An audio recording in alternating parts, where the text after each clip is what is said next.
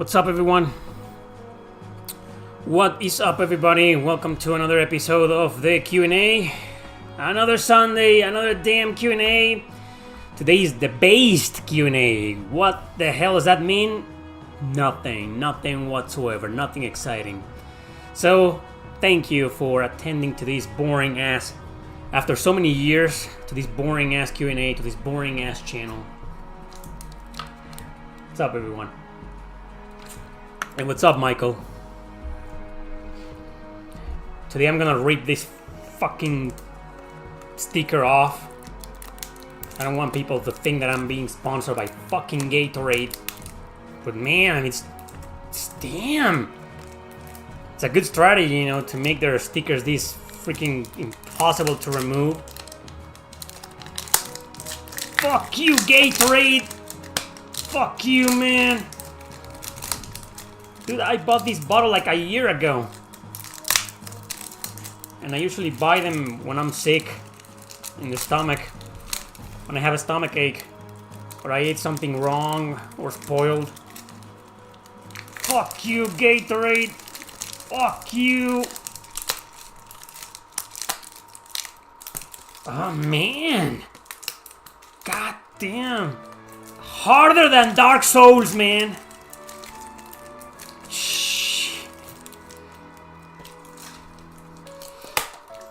Brute force. What's up, everyone?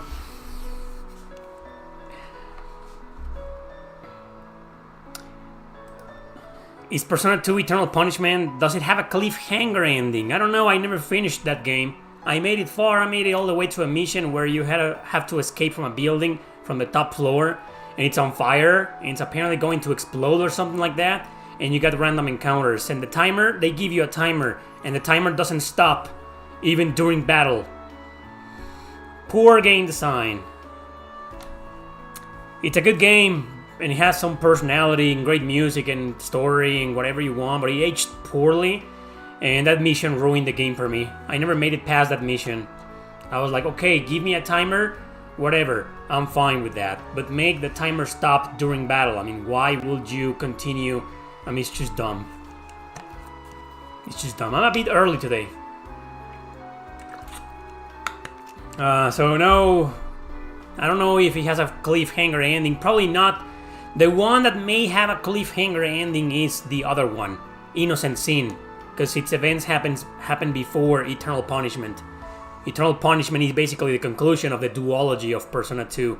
So I don't think it has a cliffhanger ending, but I don't know, I've never beaten the game, I've never seen the ending.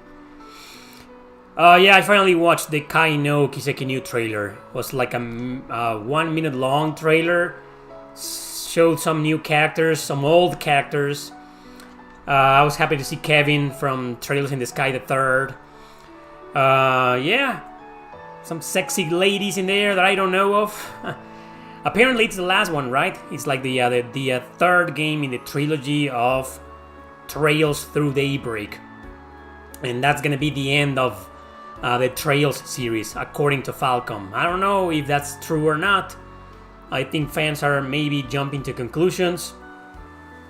Wouldn't know. But in my opinion, yeah, the Legend of Heroes should start heading into a different direction. Like, let's end the Trail series and start a whole new series under the name The Legend of Heroes, but no longer Trails, you know, something different, something else. I think that's what Falcom should do, but I think also a lot of people will be upset.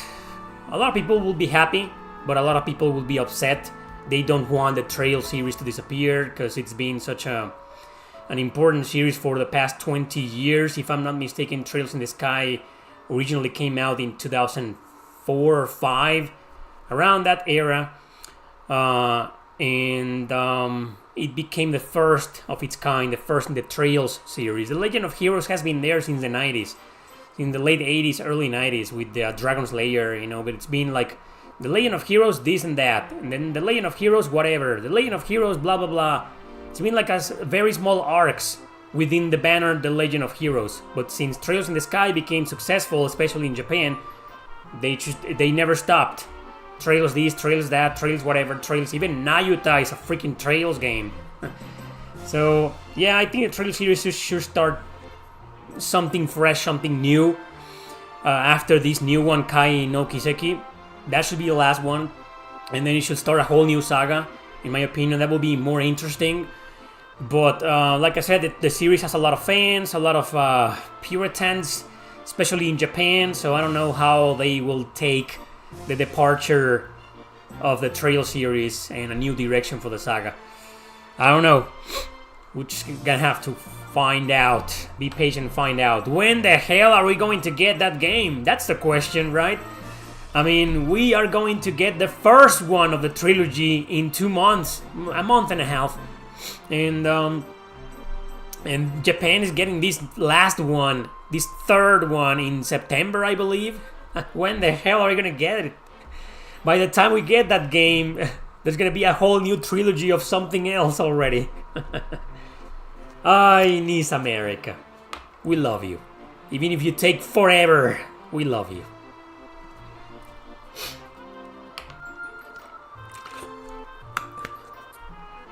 Do I think Unicorn Overlord is the best game of the year so far? Well, every goddamn JRPG this year has had an altered localization, butchered translation, politicized translation, unfortunately. Unicorn Overlord is not the exception. So, to be completely honest, I think I don't give a damn anymore about the best JRPGs of every year. There's a possibility, a big possibility, I won't make a top 10 this year or anymore, because I'm honestly tired of giving a lot of publicity to games that are like this. Like, I feel like I'm criticizing them, but then I'm also talking about them and people are buying them. And people are paying these companies, these horrible, evil companies, money. They're paying them. And what does that mean to them? What's the message to them? Oh yeah, they like it. They don't mind that it's politicized. Let's keep twisting the facts, twisting history, and also, of course, twisting translations and twisting the script's words, the developers' words, and whatever. They're in Japan. They don't give a shit. So let's continue doing our evil crusade to wokanize every single video game in existence. So yeah, I couldn't care less about the best game of the year, man. Unfortunately. What happened with Nice? Nothing. Do you think Final Fantasy 13 and 15, with its huge marketing and first week sales, tarnished the franchise so much that the good but divisive Final Fantasy 7 Remake and 16 and Rebirth, which is preferred, What? Rephrase your question, man. What? That's one of the longest questions I've read in my life. I got lost in the middle. I finally finished Suikoden 1 and 2 for PS1 on PC. That's awesome. I'll continue the series for better or worse. Well, 3 is a great game. I think you're going to appreciate the story, the characters, the music a lot. Maybe not the gameplay and battle mechanics because it didn't age very well. And then 4 is the black sheep, but it's still a good game. It's just don't expect much from it. And then 5 is a masterpiece. Hopefully you can get into 5. If you're emulating the games, I don't think you're gonna have any problem emulating Suikoden 5. It's my favorite, and it's strongly recommended. It's a bit slow at the beginning, but it's strongly recommended. Is there an RPG that involves rock music? What do you mean, like as a theme or something like that? Because there's a hell of a lot of soundtracks in JRPGs that have rock music, like anything from Falcom, for example, anything from Atlus. I mean, all soundtrack of the game is rock music. Yeah, oh, okay. The entire soundtrack? No, I don't think so. I don't think there's a single RPG in existence where the entire soundtrack is just rock music. Because even the Falcom RPGs, they have some, like, regular JRPG music, you know, like other genres in there, maybe some jazz, maybe some blues, maybe some, I don't know what to call it, like upbeat music or regular town theme music, traditional town theme music. Origin No, his origin also has a couple of themes that are like, not really rock music whatsoever. No? I mean, there's gotta be one. I just can't think of one right now, but... No, even the most metal-ish soundtracks have at least one of two tracks that aren't exactly rock music or metal music, you know, they're like something else. Do you think Persona 6 could be good as an open-world JRPG?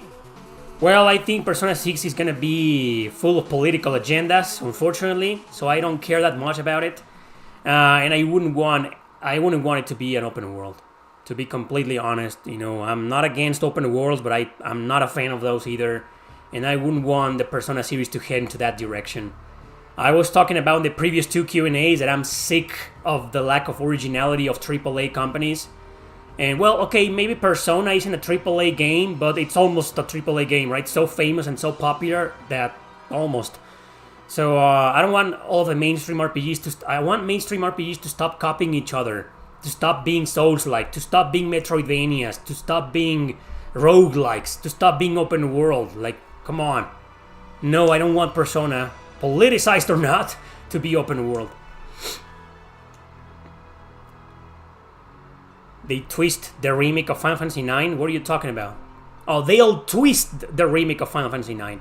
I'm more worried about the animated series. The remake, not for some reason, I'm not that worried. But I'm more worried about the animated series. But then again, the animated series is probably going to be on demand or something like that. You know, people, you're going to have to pay for it. It's not going to be free. So I'm probably not going to watch anyway. But maybe one day. I'm pretty sure, as I said in the video of Final Fantasy IX that I did this week, well, not pretty sure, but I have the belief that if they release a remake, then the animated series is going to be released simultaneously. But hopefully evil fucking Disney is not going to have anything to do with that. Square Enix will, though.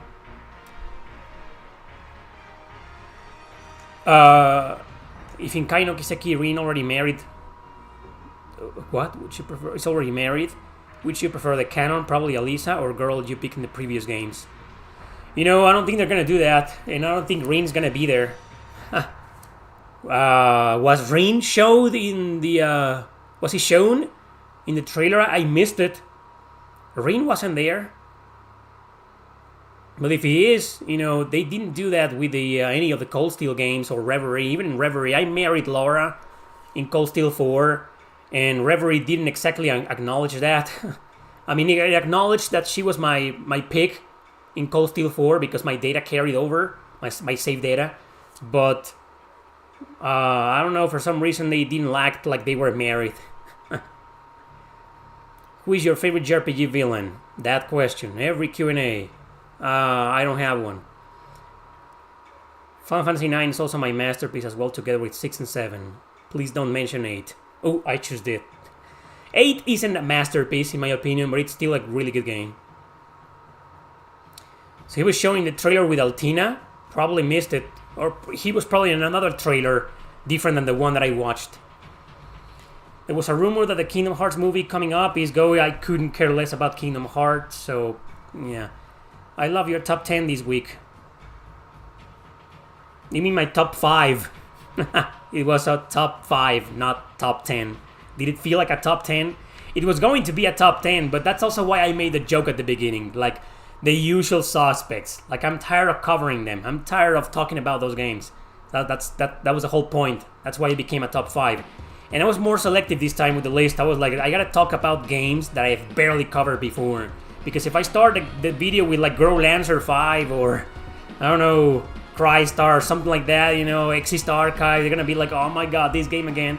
Instead, I started with a game that I covered like 2 times in my entire YouTube career and I have completely forgotten about.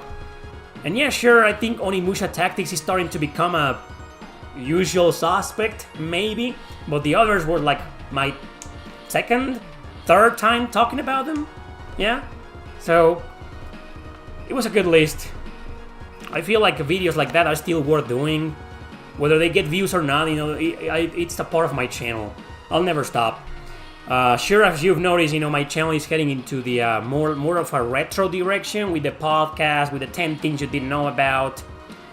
But still, every now and then, the occasional top 5 or top 10, or the whatever worst to best, or the tier list, top 50s, reviews we need to talk about. Those videos will continue. But I want to slowly start taking my channel back to the streaming direction from years ago. Remember 2 or 3 years ago when I was streaming 4 days a week on YouTube? I came back to that. I'm also doing that. So yeah, I'm not gonna say much because things might change depending on this month. But yeah, videos like that will continue, just not on a regular basis like before. Hey Boof, I didn't realize you were so based. This makes me happy. I think the reason why I call this Q&A based is because there seem to be a lot of different meanings to the word, but nowadays it's something else, right? Like, what's your meaning, guys? What's the meaning of the word based? I have my own meaning, and I've been seeing that word a lot lately. A lot of people over the internet since last year, they've been using that word to refer to something specific, but I'm gonna hold my horses right now. What does based mean to you people? Should I make a poll? Like cool or awesome? Oh, thanks. Yeah. That is that's the definition. Yeah. Like cool, awesome, honest, maybe? I think it's more like honest, being honest, right? Having common sense. Yeah, the meaning of the word is starting to be more against like being someone with common sense, being honest, being truthful,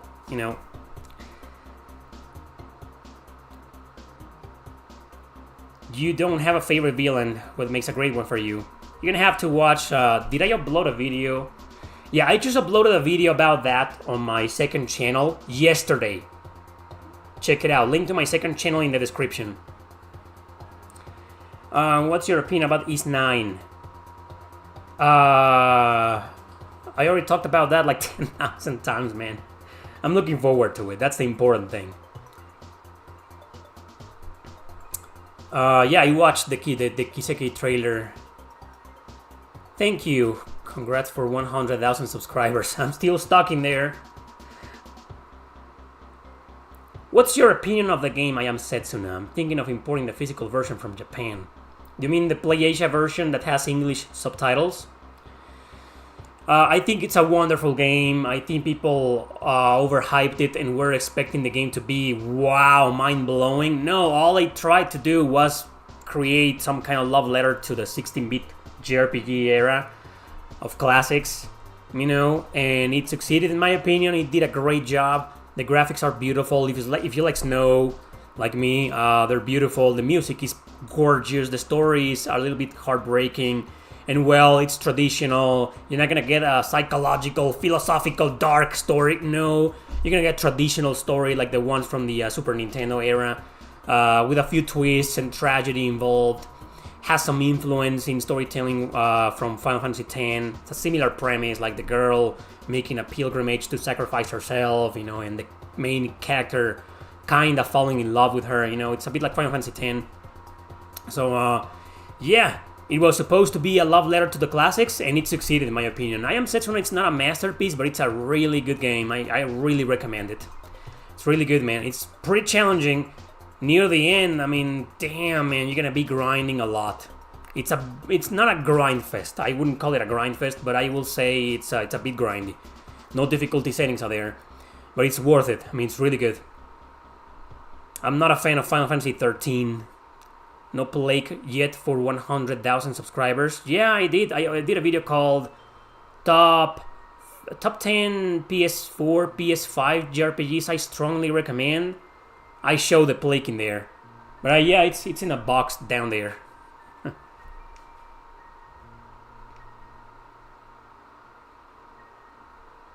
Someone based, we'll just call it out as the nonsense it is. You mean like no bullshit, no nonsense attitude? I'm tired of love letters and tributes. Make original games. Me too. But I mean, you gotta give a break to I Am Setsuna. He was one of the first ones to do that. But nowadays, yeah. All the games are love letters, you know, and I get at least once a week, I get an email from some indie developer like, oh, this is my Fire Emblem inspired game, a love letter to Darkest Dungeon, you dude, stop. Like you said, Tyson, make original games, goddammit. Or even if you have some influence from other games, don't mention them. Don't. Like what Redemption Reapers did. You know, it's not an indie game, but it's a game that has some Fire Emblem influence, but the game wasn't advertised as such. Oh, a love letter to Fire Emblem, Redemption Reaper. No. It's like its own thing. You know, it's not 100% original, but it didn't go out there and fuck it up saying that's a love letter to Final Fantasy Tactics. No, don't stop saying that. Just make original games, and even if they're not that original, just don't mention the influences. We're tired of that. We're tired of the Chrono Trigger inspired games. Speaking about Chrono Trigger, all this music. Is this Little Nightmares? Love this fucking game. You can be inspired. Sure, just make your original. Exactly. Long-time subscriber, love your channel. I'm interviewing my friends about their favorite games on my new YouTube channel. Would love to interview you sometime about your favorite JRPGs. Sure, man. Send me an email, and we'll sort it out. We'll figure it out. Yeah. Send me an email.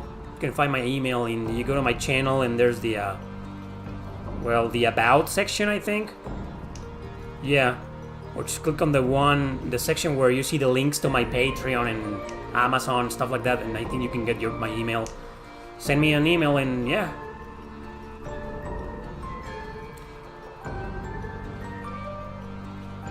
What JRPG series franchise needs a female main character? I don't know. Final Fantasy, maybe? Well, there's Lightning. And Final Fantasy VI had 2 main female leads. So Final Fantasy VI is one of those games where, multiple protagonists. Let's not open that Pandora's box. What?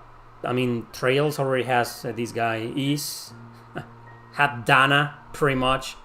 And this new girl with East 10, with Adol. East Origin, so okay, the E series already did it. Tales already had 3 female characters, Mila Maxwell and Velvet from Berseria.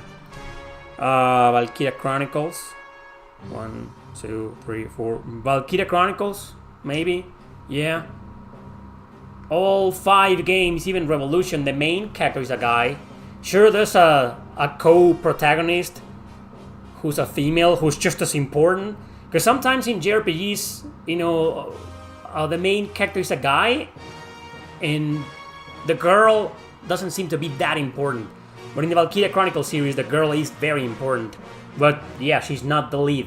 She's not the main character. So I will say Valkyria Chronicles. Yeah, the first one, Welkin. The second one, Avon. The third one, Kurt. The fourth one, this guy, Claude. And Revolution was Amleth. All guys. Valkyria Chronicles. Definitely. Would be great to have a female lead. A sexy Valkyria.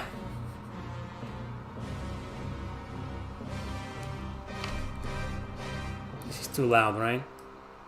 Strange Journey. Pretty unique soundtrack.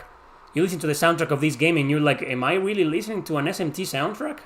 Pretty unique. Every game is inspired by other games to a certain extent. There's no need to use that to promote new games. Exactly. Every single video game. I mean, come on. Like everything is inspired by a game inspired by a game inspired by a game inspired by Mario. Or Zelda. Or Final Fantasy. Or Dragon Warrior. Or Ultima. Or Ys. Or Fire Emblem. I mean, come on. Or Diablo. Anyway, Castlevania or Ecclesia has a female main character. That's right. Castlevania games have a bunch of female leads. Yeah, but when it comes to JRPGs, my pick is Valkyria Chronicles. Grow Lancer could have benefited from that, but Grow Lancer is dead. Breath of Fire is dead. Wild Arms had one. 2, actually. Crossfire. Protagonist is a woman. Oh, that game had a lot of potential, man. Yeah. Do you have something like Generation of Chaos? What do you mean, do I have something in my collection, or what are you talking about, like a recommendation? I made a video called Top 50 Best Female Protagonists in JRPGs, and a lot of JRPGs were in there. Nowadays, I think I could easily make a top 100, you know. Check that video out. But then people are gonna start thinking I'm a feminist. Paper Mario Thousand Year Door is ruined on Switch. Yeah, speaking about that, I have a story to tell. I wasn't gonna tell this because it's something that's supposed to be private between me and the PR companies, but seriously, fuck Nintendo. And these guys, the PR company that contacted me, I'm not gonna say who they are, but they got caught up in the middle, and for once I feel sorry for a PR company. Usually it's the PR companies that are like, go to hell, motherfucker. You know, but these guys, they were just in the middle, and I don't know what happened there. But Nintendo of America, man, fuck those guys. I can't believe this. So I'm gonna tell my story, and feel free to think whatever you want, but this is something that I have to talk about.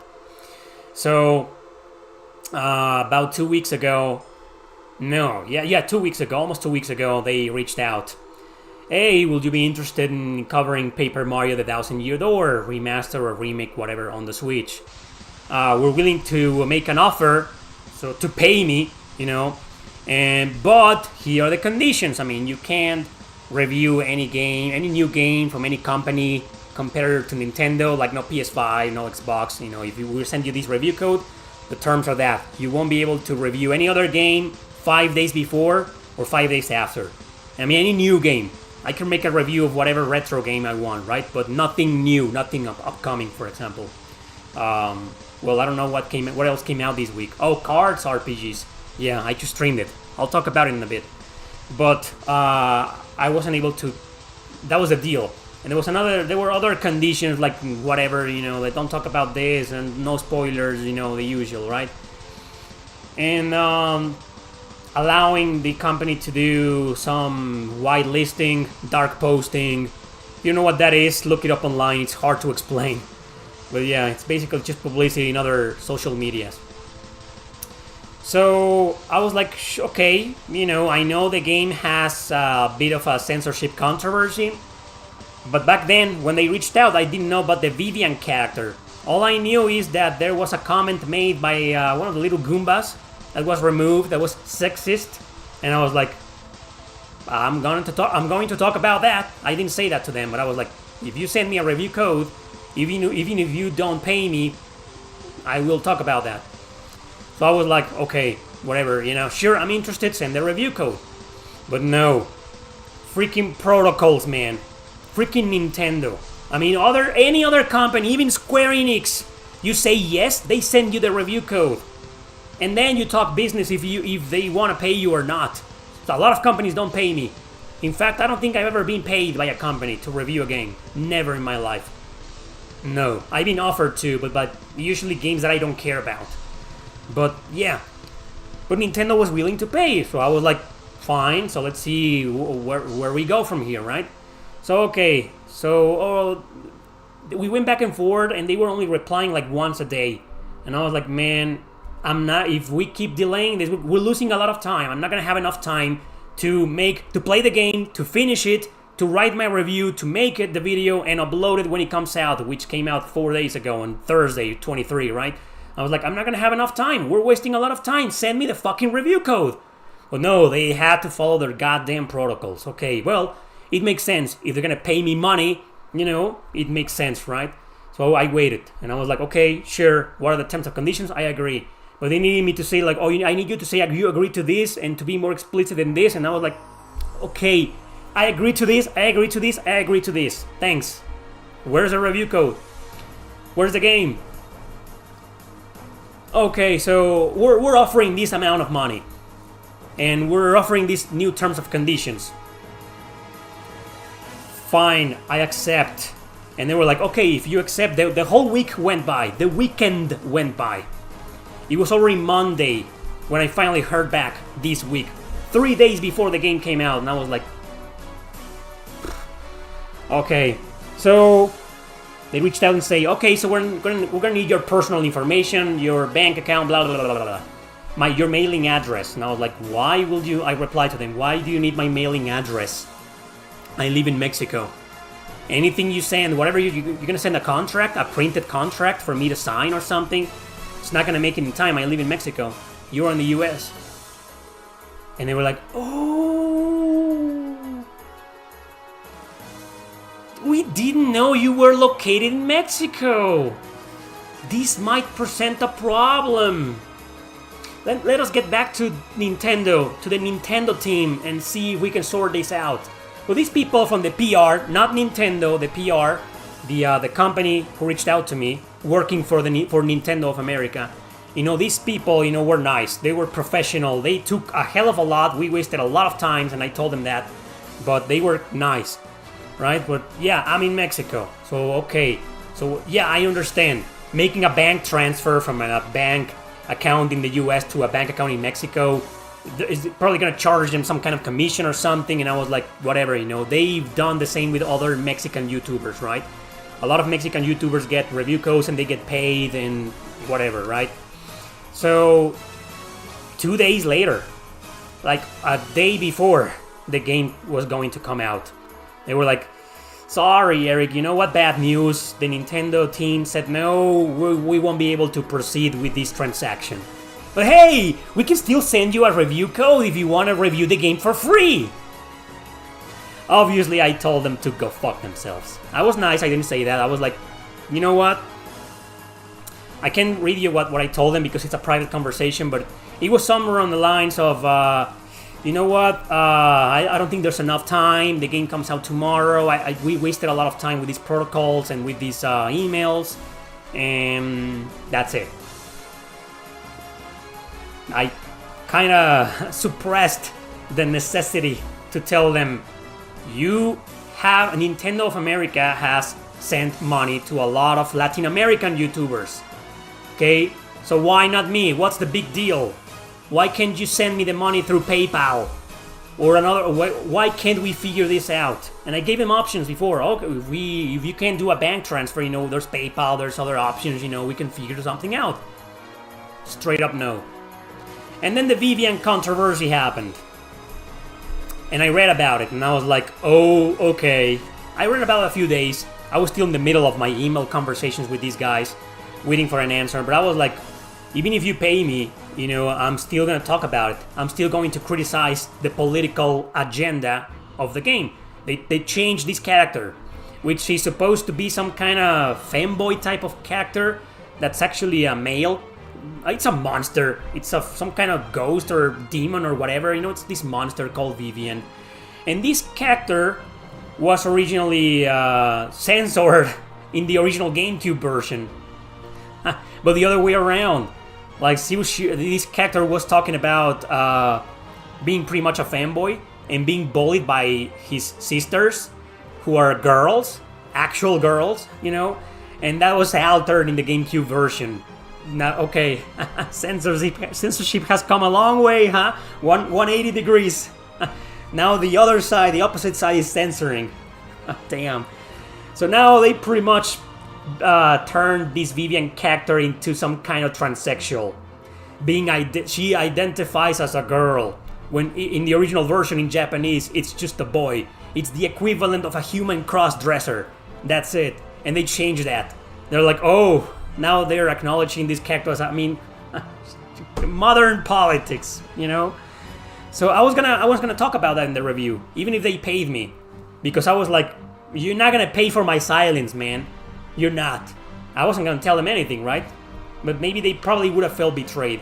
But what I'm thinking is that, yeah, maybe me being in Mexico is a good excuse not to pay me. Maybe I'm not big enough.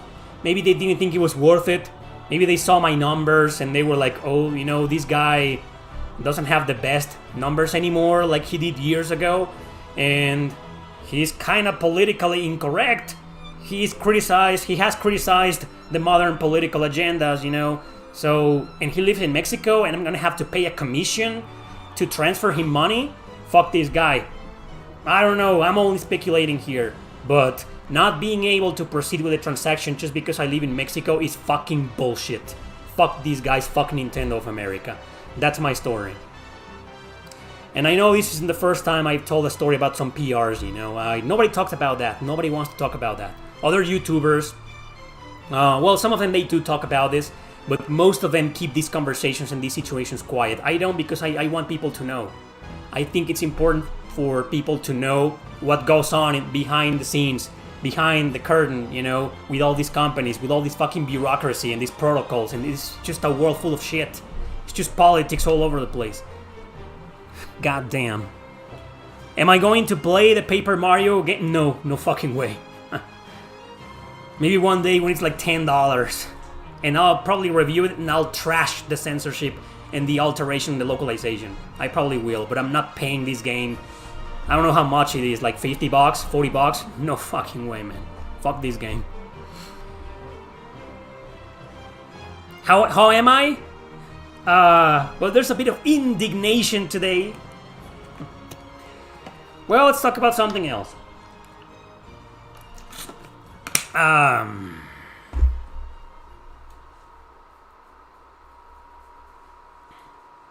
you excited for East Nordics? Yes, I'm always excited for any news game. Nintendo games will never be $10. That's right, that's true. Damn. Maybe digital, but a Mario game? No, I don't think so. It's probably never gonna be under $20 digital. Digital. Physical? No fucking way. Fuck it, man. I'm not interested in this Paper Mario remaster or remake, whatever. I don't even know what it is. I've seen the graphics comparison and it doesn't look like a remake. The Mario RPG game from last year looks like a remake. Like it looks completely redone and different, right? But this just looks like a graphical upgrade. So, and people are calling this a remake, and you go to Wikipedia and it's referred to as a remake, and I'm like, okay, well, I'm not an expert, I'm not a graphics expert, so I don't know if it's a remaster or a remake, or it's one of those. It has no identity, like Nier Replicant or Xenoblade Chronicles Definitive Edition. It's like, it's both, it's a bit of both, you know. They don't want you to identify. Like the Paper Mario doesn't identify as a remake or a remaster. Oh man. Won't you make Lost Media JRPG videos? I'm not sure what you mean by that. What do you mean by Lost Media? I've been doing 10 things you didn't know about, and I've included some things that were in the final versions which could be considered as Lost Media, but I'm not sure what your question is about, Eikichi. Your opinion, what are the top 5 best philosophical JRPGs that are not from the SMT series? Okay, so Xenogears, Chrono Cross, maybe Radiant Historia, Nier, and Nier Automata. There you go. Wrong pronoun for the game. What upcoming JRPG should we look forward in 2024 and 2025? Oh, gee, I don't know, Kevin. Falcom, Trails Through Daybreak, East 10. That's all I can recommend right now.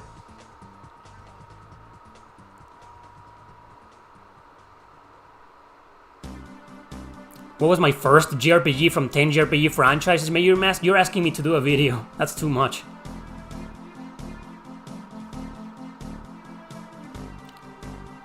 Ever thought about making a video about fan games or ROM hacks of your favorite games? Yep, oh, wait a minute. I've done videos on fan-translated JRPGs.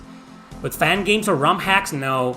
I consider that for Fire Emblem, but I don't have a lot of Fire Emblem fans. Most Fire Emblem fans are modern Fire Emblem fans, not old and retro Fire Emblem fans like I am.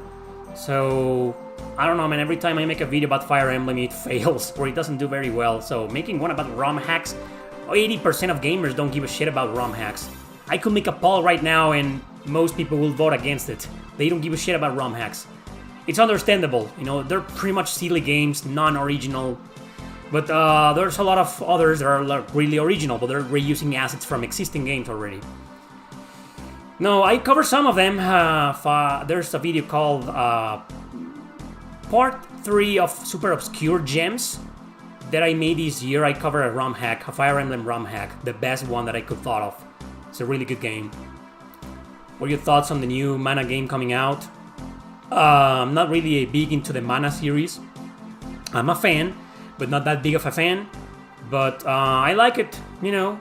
I like the trailers, I like what I've seen. I like that the director said that they weren't going to alter anything for the Western release, but Square Enix of America is still gonna publish the game, so we'll see about that. I'm looking forward to it, but not that much. Will you ever create a comic book? I tried when I wrote a story.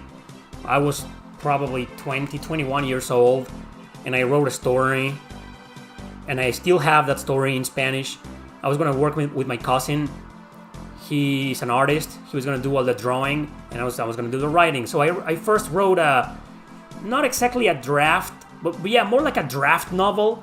I said, because that was the agreement. I was like, okay, so if we're gonna work together and publish a comic, how about I write my story? Because I've never written a comic before.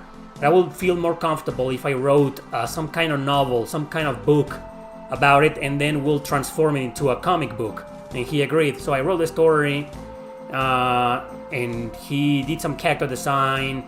But to be completely honest, he was just a very Western type of artist. Like, he was more into Western RPG style of character design, and I was more into Japanese.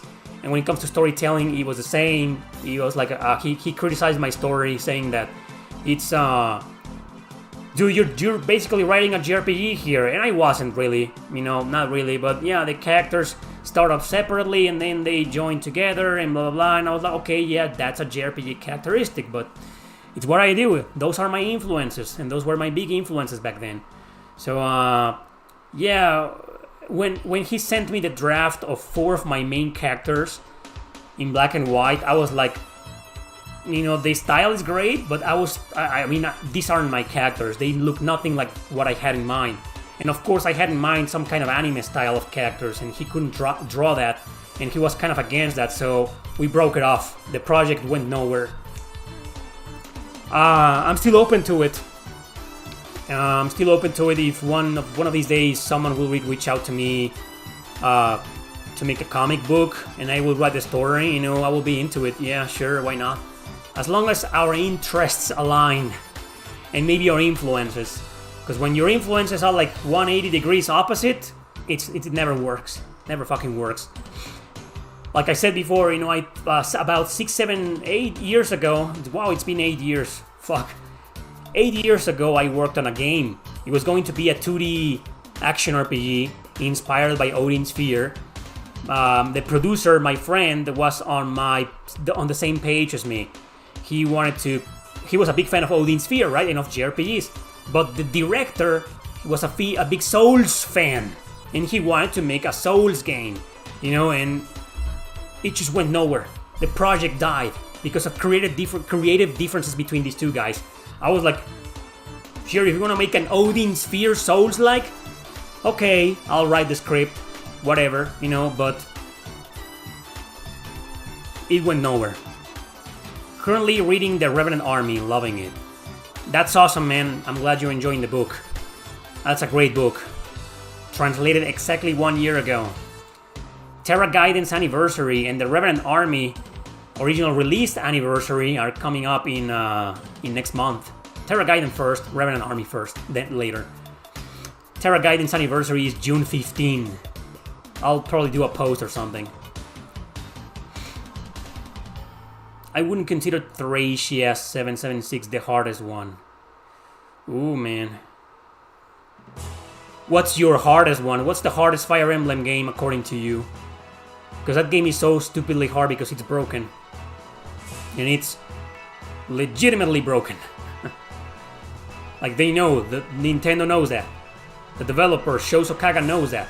It was a rushed game. They fucked it up. Lost media means the things that we lost about a media. A cancelled game or a game that had a lot of changes so we didn't got the original game, or it existed in the past, but no one knows. No, I'm not really interested in making that type of videos, but the best I can do, the closest I can get to is my series 10 things you didn't know about. Sometimes I talk about things that didn't make it to the final cut, or canceled games or something like that, you know. That's the closest I can get. That's what I want to do. Talk about the history and development of JRPGs, of the classics, even not so classics, even some of the not too modern ones, some PS4 games. You know, I did a video on Tales of Berseria 2 years ago. So yeah, that's what I do. But specifically making videos about canceled games or stuff like that, not really interested.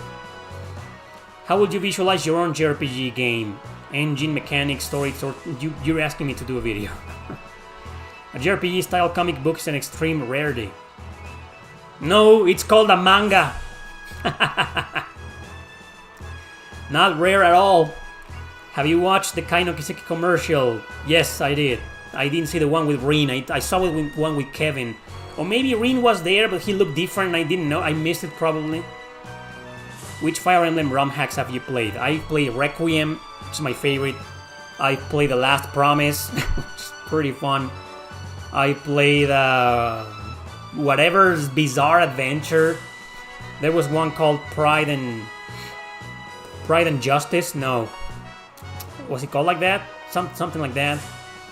And then the first one was man, I forget the names. Something with the word ruin in it. That was the first one that I played. Road to Ruin. That's the one. That was the first Fire Emblem ROM hack that I played. And there was one with some mercenaries that wasn't completed. Only some routes were completed. I forget it's the name. Anyway.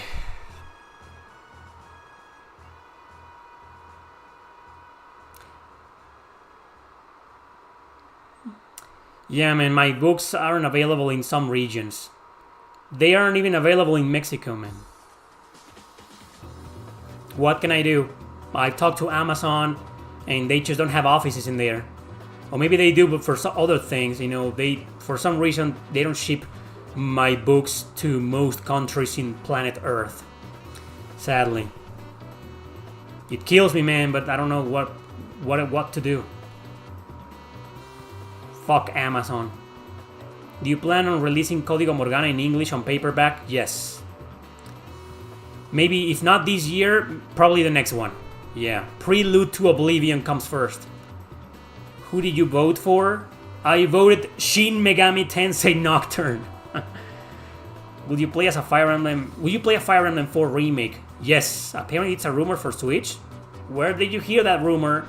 Rumor or not, I will play it. But I fear Nintendo is going to alter the translation and destroy the original story. No fucks given about Saga Emerald Beyond. Have you tried Star Ocean Divine Force? Yeah, and I made a review based on it. What do you think of current level 5 with their upcoming releases like Megaton, Musashi Wire, Deca Police?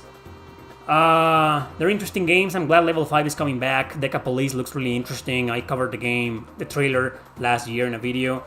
I'm really looking forward to it. It looks really unique and interesting. I mean, just have you seen the trailer? It looks like something different. It looks like it's gonna be like some kind of like a detective RPG, something like that, but in a futuristic setting with slightly chibi characters and science fiction story and kinda cyberpunkish. I don't know, it's got a lot of personality. I'm really looking forward to Deca Police.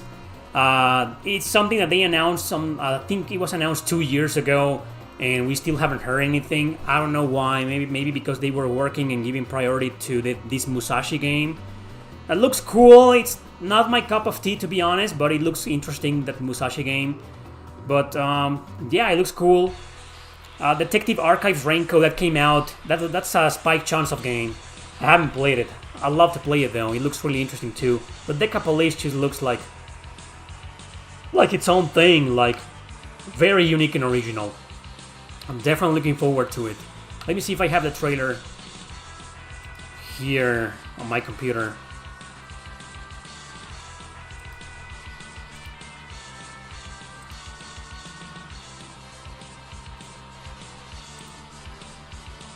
Nice music right now. No, I don't. Anyway. What's this? Wolverine's theme, Marvel vs. Capcom. Pretty good theme. I like it.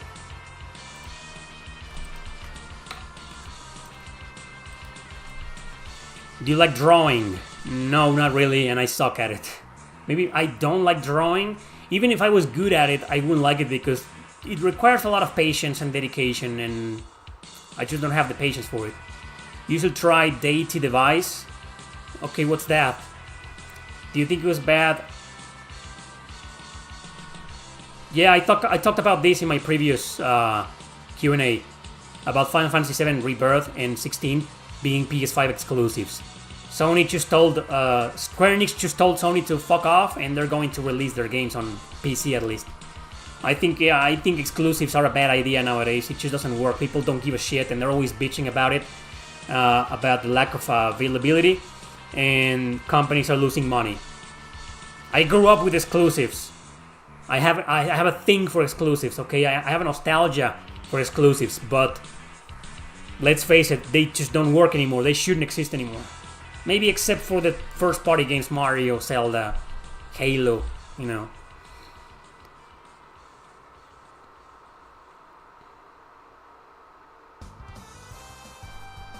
I'd love to see a remaster of Thracia one day too, but like I said, anything coming from Fire Emblem and Nintendo nowadays, it's gonna be butchered. It's insane how replayable Girl Dancer 4 is. Yeah, it has a lot of replay value, despite being difficult, but if you beat it once, you get some accessories that you can equip your characters with, and they get overpowered, so it isn't too hard anymore. There's one route that is insanely hard, though, and that's the evil route, where you gotta fight your own party members late in the game.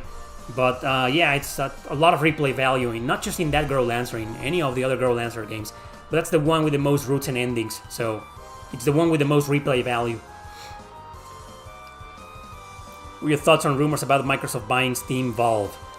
Well, I have obviously a bad feeling about that, because Microsoft has shot themselves in the foot so many times in the past and even recently, and I don't know what the heck they're doing. Microsoft became pretty much the modern day Sega. You remember Sega doing a lot of stupid shit in the 90s? Microsoft is the same right nowadays. Xbox is just like, what the heck are you doing, man? You're taking the company into a what the hell direction, right? But if they do buy Steam, and I don't think they will, but if they do end up buying, of course they're gonna fuck it up badly. They're gonna ruin it. But I don't think the rumors are true. Why will Steam... What's the guy's name, Gabe? Why will he say... I mean, he's rich. He doesn't have any need for Microsoft buying his company, you know. I just don't understand. And... But that's the best opinion I can give you, because after all, I don't play on Steam. I don't play on PC. I've played on PC before, but only emulators. So... I don't play on Steam. It's not like I can make a big argument or a big, you know, speech, monologue about about why Microsoft shouldn't buy Steam or why Steam shouldn't sell, you know, because I mean, who am I to talk about these companies, right? Because I don't support them. I'm a PlayStation and Nintendo guy, and an emulation guy, and that's it. But yeah, I'm pretty sure, given the current state of Microsoft nowadays, if they do something like that, if they buy Steam, it's gonna fuck it all up. I think it's easier for me to talk about IGN buying these sites like Eurogamer and other websites. But it's like we already know why they're doing that, because they have no money, because they're dying, because magazines, nobody trusts them anymore. Nobody gives a flying fuck about IGN anymore. People care more about Metacritic nowadays. And that's a shitty website. IGN? No one cares, IGN. And it's pretty damn obvious you're doing this for two reasons. Why? Because you buy you're gonna buy smaller companies to fill your fucking pockets and fire people so you get more money. That's what IGN is doing. And of course, I don't want to get into this anymore, but they're doing this so they can have more websites to fill in, well, their pockets, but also to continue their political narrative and woke agendas, right? But the main fucking reason is because they are possibly on the brink of bankruptcy, because everybody shits on IGN nowadays. Nobody takes them seriously. There's a million memes about them. Everybody calls them IG7 instead of IGN because every single fucking game is a 7 out of 10. Bunch of fucking shitty reviewers who aren't even professional reviewers. They're just a bunch of dumbasses, politicized dumbasses following a fucking political agenda. And they give a 7 out of 10. I mean, what the fuck, man? IGN, of course they're desperate. Of course they're buying a bunch of fucking companies because they're starving. And going back to the Microsoft thing, I think it's just a rumor that they're trying to buy Steam. I think it's just that, just a rumor. I don't think it's true. But if it were true, then maybe it's the same. Microsoft is probably in a Xbox in a financial situation, and they're trying to buy other companies, you know, to fire a lot of people and get the names and monopolize, you know, and fill their fucking pockets and get richer. Also, they can keep affording their fucking jets, their islands, their ships, their fucking pornography, their drugs, you know. Also, they can do that. But I wouldn't know. That's a stretch. IGN, I'm pretty sure that's what's happening. But Microsoft, I don't think the rumors are true. Exactly. I mean, when IGN came out to really strongly attack Stellar Blade, I mean, really? Just for the sexiness? I mean, there's 10,000 video games, not just JRPGs, extremely sexualized. They don't give a shit. But Stellar Blade, it was a campaign. It was basically a hate campaign to hate on the game, just for a few sexy outfits. I mean, IGN, the most pathetic gaming website in the world nowadays. The most pathetic. Yeah, you can tell I fucking hate them and I have no respect for them. Gabe Newell used to work for Microsoft and Steam OS, Proton. Proton existed because of his fear of Microsoft's monopoly on PC gaming. But things change, enemies become friends all of a sudden. I'm just saying, I don't think Gabe is going to sell Steam to Microsoft. You think Zero, the Japanese video game rating system, should be abandoned? I've always been... I don't think it should be abandoned. But I've always been I've always had mixed feelings about the ESRB and rating systems, about that, because all they do is enforce censorship, in my opinion.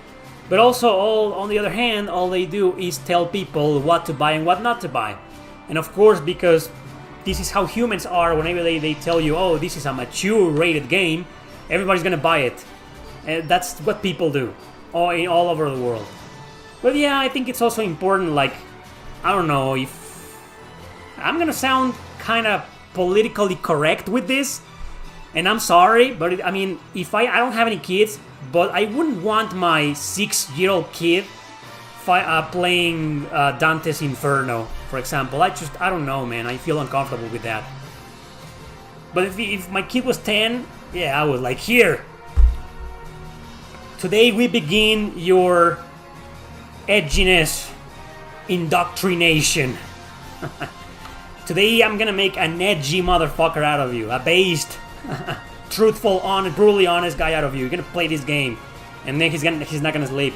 You're gonna be like, oh, the monsters, I'm seeing the monsters in my room, Dad. I was like that. When I was 10 years old, I was 9 years old, I was scared shit about Predator, aliens, alien movies, you know. I was like, man, I had these nightmares about Predator, you know, because I watched it. I don't know, man. But you could say that I'm a bit more against the ESRB or the Zero ratings than not. I'm more against it. I see the good in it, but I'm more against it because all they do is promote censorship. But it's okay, you know, it's cool to have something and put the mature rating, that prohibited. This is adults only because it's only gonna make people buy it and consume it. It's a good strategy. I wish I could do that for my books, but it makes no sense. But I wish I could do the same. Like to put a mature rating in there, like mature rated. Oh man, it's edgy, adults only. Let's buy it. Thank you, Sleepy Gamer. Says, by the way, I am Mad Radio. Okay, I will be using this account from now on. Gotcha. Okay. Should I even ask why? If you want to share. What do you think of the Blue Dragon remaster rumor? I didn't know there was a rumor. Remaster? No, Sakaguchi. Lost Odyssey, man! Why Blue Dragon? I mean, Blue Dragon is a great game, sure, but Lost... I mean, of all of your freaking games, why would you pick that? It's like Bandai Namco. Oh, which Tales game should I remaster? Symphonia again. I mean, Blue Dragon is an exclusive to the 360. It needs to come out of there. I agree. And it will be fun to see it remastered. But why would you, as a company, as the developer, why would you give priority to that and not to your best game, which is Lost Odyssey? But anyway, man, if the remaster is... I mean, where do you hear that? Where do you hear that rumor? I'm interested now. Because that's exciting news. An Xbox 360 exclusive getting remastered? That's like... We've been waiting for that to happen for decades. But Lost, why Blue Dragon and Lost? Both Blue Dragon and Lost Odyssey? Yeah, you know what I think might happen? It's... They're gonna release them digitally with 1080p graphics at 60 frames per second. Digitally on Xbox console. It's exclusive to them. Maybe. Like a proper remaster, multi-platform will be the ideal scenario for Lost Odyssey or Blue Dragon. But the rumor just says fans of 360 JRPGs might have something to look forward to. Oh, okay. Who said that? Lost Odyssey doesn't need a remake. It's almost perfect as it is. I mean, it looks beautiful. It aged perfectly well, so a remaster is better, not a remake. It was a leaker. Oh, it was a leak. Okay. We'll see. Nowadays, 8 out of 10 leaks end up being true. That's all I'm gonna say. 8 out of... Not every single one of them. 8 out of 10 leaks turned out to be true at some point. So I'm excited. Hopefully, yeah, it's gonna happen. They get remastered, but I am pretty sure what I said, that's what's gonna happen. That they'll probably just release them digitally with upscale graphics, and that's it. Microsoft, I mean, yeah, that's what's gonna happen probably. But I'll be glad, very happy to swallow my words. If not.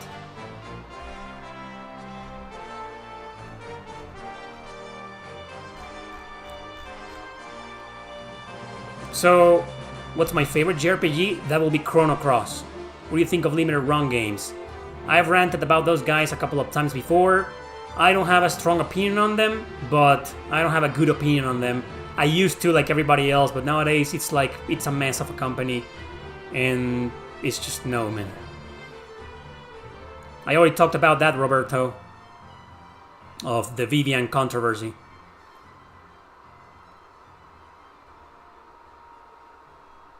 You would rather have The Last Story over Blue Dragon, but that's Nintendo. Same company, same developer, Mistwalker, Sakaguchi, but that's Nintendo. Yeah, hell yeah. That needs to be on Switch and PS5. Oh, this on PS5? Ooh, I want that on PS5, man. I want Lost Odyssey on PS5. But Lost, I don't know, there's something about the graphics of The Last Story, probably because it's a Wii. The Wii had the worst graphics of its generation. But can you just close your eyes and imagine The Last Story on the PlayStation 5?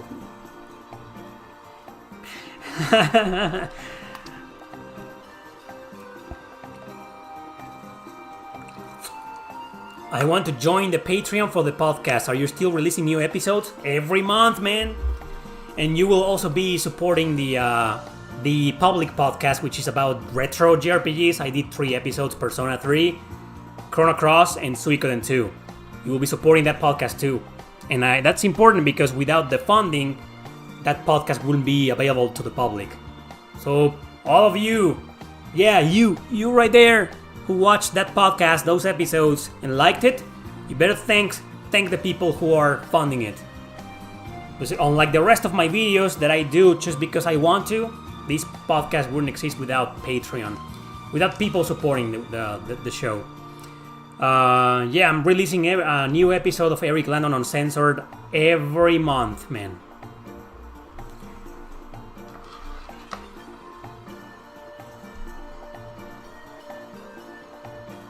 Physical copy or digital for longevity?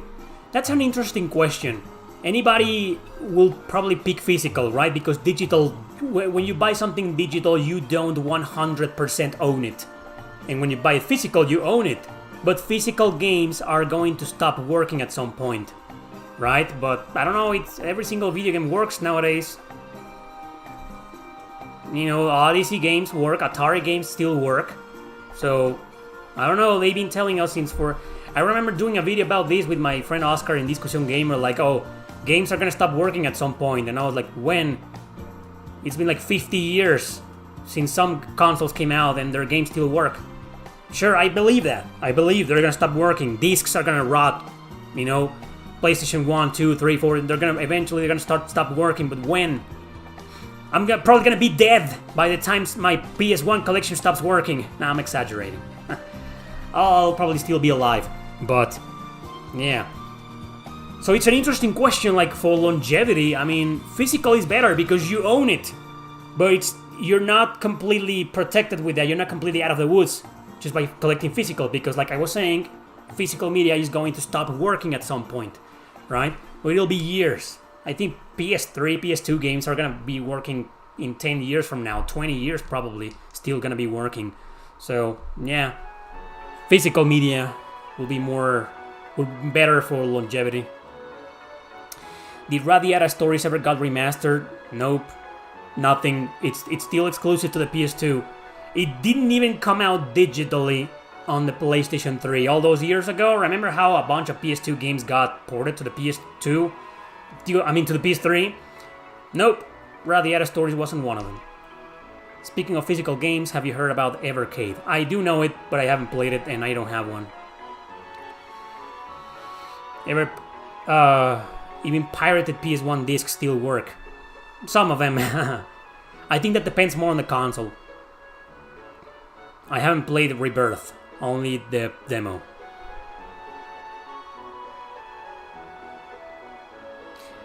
That Nintendo DS game where you fight in grids and push enemies into each other to combo them, did that game get a remaster? You push games into each other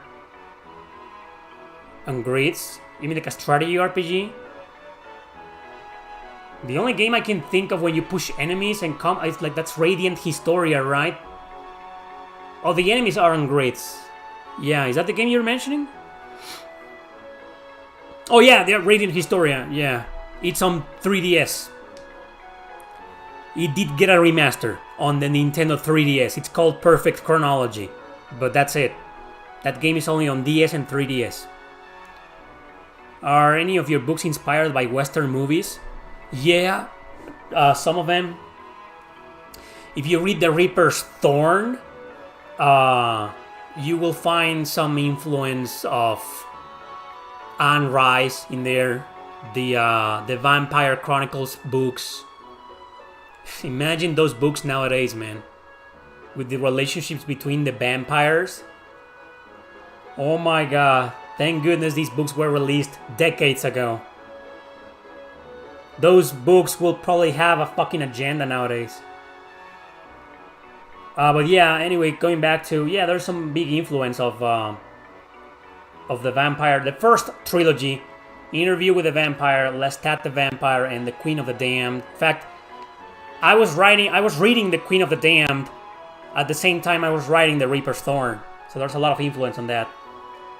But most of my influences come from personal philosophy, my personal points of view in life, my ideologies, society in general, my real life, you know, and my personal experiences in real life.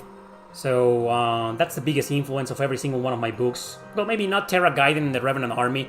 They have a lot of influence, a lot of personal influence, but they're mostly influenced by JRPGs, for example, or anime series. Nick's Inferno, for example, has a lot of influence from the David Lynch movies. I mean, you read the book and you're gonna be like, I don't see the David Lynch reference in here, but how the story is told, not the story itself, how it's told. It's so bizarre, and random episodes in there that are like flashbacks, or episodes or chapters that make no sense, that maybe make no sense. I mean, it's a confusing, abstract, surrealist experience, Nick's Inferno, but the storytelling influence comes from the David Lynch movies, basically. But yeah, I just gave you some good examples on that. That's it. I have other books that I've never published. I have one that's pretty much a love letter to, speaking about love letters, to The Thin Red Line, which is my favorite movie of all time. I wrote a book when I was like 18 years old. That was one of my first books that I wrote. Never published it. It's just too similar to The Thin Red Line. Bunch of soldiers, fighting in World War II on an island. It's just I will dare and call it a ripoff. But yeah, there's some Western movie, Hollywood movies influence in some of my books. Just not that strong. But yeah, The Reaper's Thorn is more inspired by the books than the movie. The movie Interview with the Vampire is great, but I prefer the book 1,000 times. And the Queen of the Damned movie fucking sucks. Fucking sucks, man. JRPGs with multiple endings or just one? Depends. If none of those multiple endings are like the true ending and you need to turn the world upside down to get it, then I'm in favor of multiple endings. But it depends on the game. I'm fine with both. Which is your favorite Shin Megami Tensei demon? Mine is Lucifer. Mine... I'm probably gonna choose a girl. Like Succubus, for example, like Lian and Side. I think some of my favorites are like... These female demons are usually the highest, the high level demons. Titania, every time. It's rare. There's been a few exceptions where I didn't use Titania, but she was... I've always used her in most JRPGs. In Devil Survivor.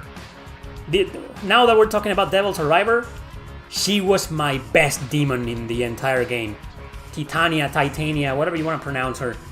I love Skadak. The woman with black clothes. With a big, huge cape and a hat, pale skin, kind of gothic looking. She's a badass. Cibele, I don't know how to pronounce her. Cibele. Blue skin girl, kind of purplish. Naked, pretty much. Also kind of broken in terms of magic. It's pronounced Titania. Okay, thanks. I always believe it was Titania. Okay, Titania, then. Okay, Alice. Now, Alice is fine, but not really. I like Sati with the fire, I like Sarasvati with the guitar, the troubadour, but not one of my favorites. I prefer Sati. She's always a badass. Damn, a lot of them, man. It's hard to find a favorite because there's just so many, right? I like Pixie. She's always one of the first demons you get in every Persona Shin Megami Tensei game. She's sexy, she's a good healer, and she evolves into High Pixie, which is great. I like Lilith a lot. Lilith is fine. Lilith. Wow, Lilith. I'm always looking forward to getting Lilith in my Persona or SMT games. She's great. Succubus is a mixed bag. I mean, of course I love her design. But sometimes she's kind of like meh in some games, and in others she's very useful. But in terms of design and personality, I love Succubus. I just love her. Yeah. Who else? I like Cuculain. I don't know how to pronounce his names. Cuculain, Cuculain. Nekomata, I love her, but Nekomata is just like Succubus. Sometimes she's pretty useful, sometimes she's just like meh. But I love her design, I love her. Mara, come on, man. No way, man. Matador, I've used Matador in some games. I fucking hate the guy in SMT3 for obvious reasons. But I've used Matador before, and I've used him, and he's not that special, to be honest. Clotho, the sisters. Clotho, Atropos, and... oh man, what's the name? Forget the other one too. No, it's not Cleopatra, that's a great demon too. The sisters, right? Clotho, Atropos, and what's the other? Man. Someone's gonna know. Black Frost, that's a great. King Frost too. King Frost is usually broken. Black Frost can be pretty useful too. I used Black Frost a lot in Persona 3 Reload. I used him for a long time because he was a badass motherfucker. Kresnik, he's fast. You know, he's not one of my favorites, but he's a good demon. Oh man, nobody can remember the other sister. Oh man, I need to know.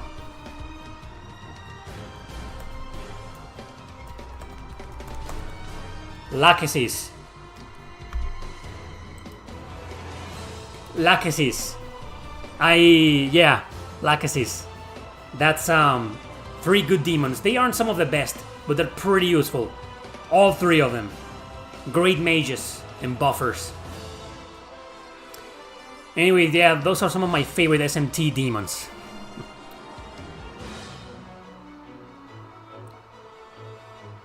Can't answer that question without spoiling Vent.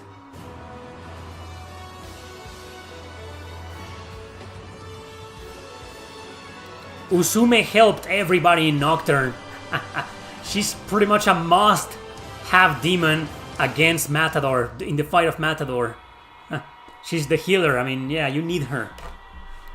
I mean, yeah, there are people who have beaten Matador without that demon, sure, you know, but I beat Matador in the remaster, on normal mode. I grinded on easy, because he was just faster, you know, but I beat that fucking bastard. If you join, you can see my fight against Matador.